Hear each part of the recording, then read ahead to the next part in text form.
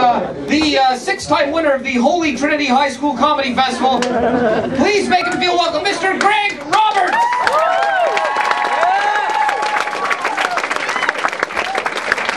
Hello everyone, nice to see you. This has an erection. So, just a bit about myself. This is my third time, so I'm still at the stage. If I get too excited, I'll finish early, probably on the first 2 rows. Kind of embarrassing. A bit about myself. I work at Starbucks, and there's so many things that I could go on and on about Starbucks, and it's too bad because we sign a contract at the very beginning, and it's like, first rule of Starbucks, never talk about Starbucks.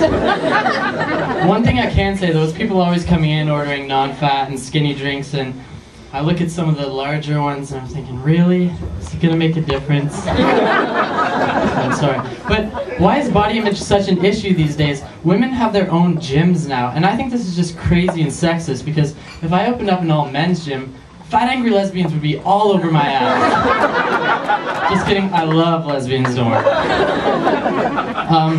Does anyone in here have a big dick?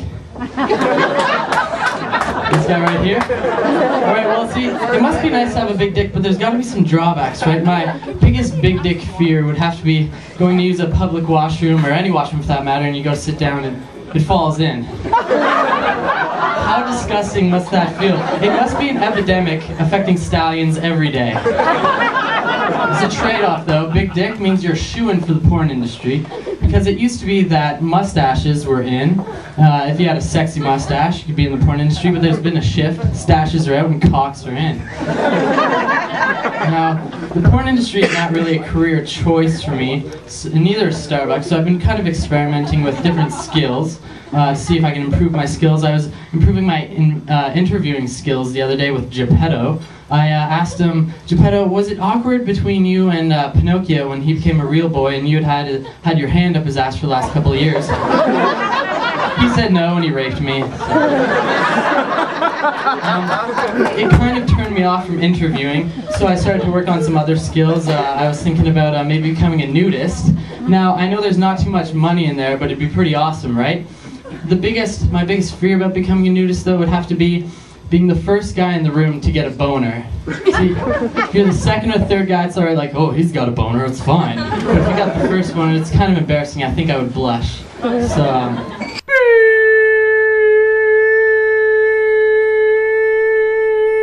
and I'm tall-ish, slim-ish, which is good because I'm not too tall, and I'm not the tall guy at the urinal that everyone thinks is looking at their cock, and it's like this.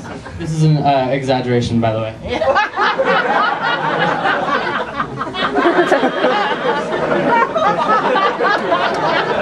You never want to be the tall guy.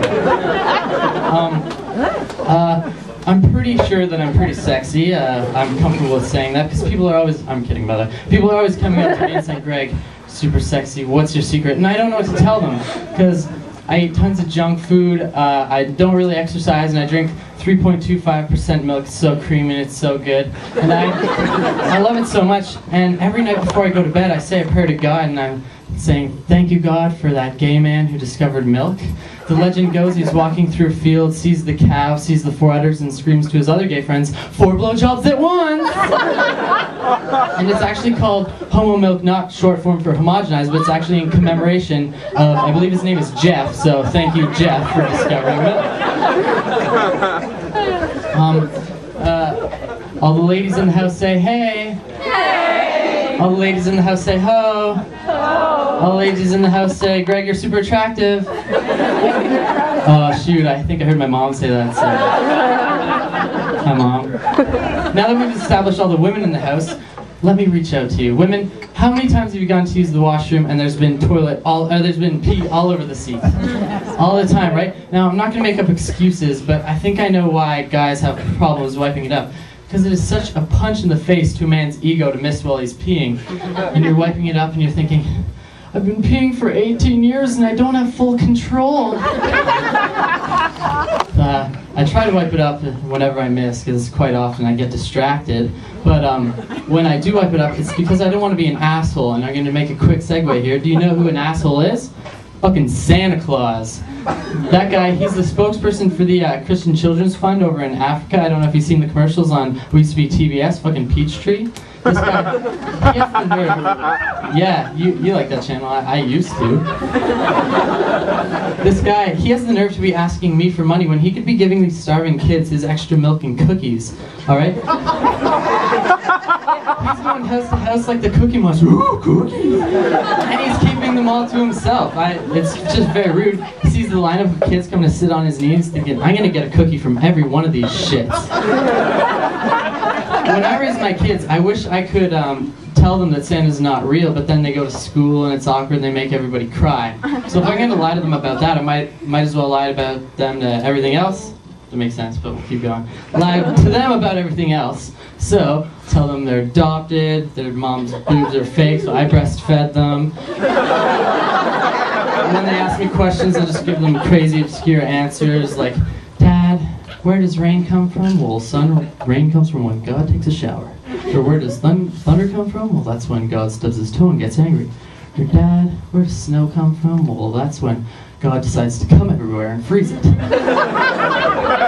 And I'm officially the Antichrist. And hopefully my bonerless nudism will help me afford to pay for their counseling. And they'll live a happy life. And hopefully you guys had a good time, and I love you all, and see you later.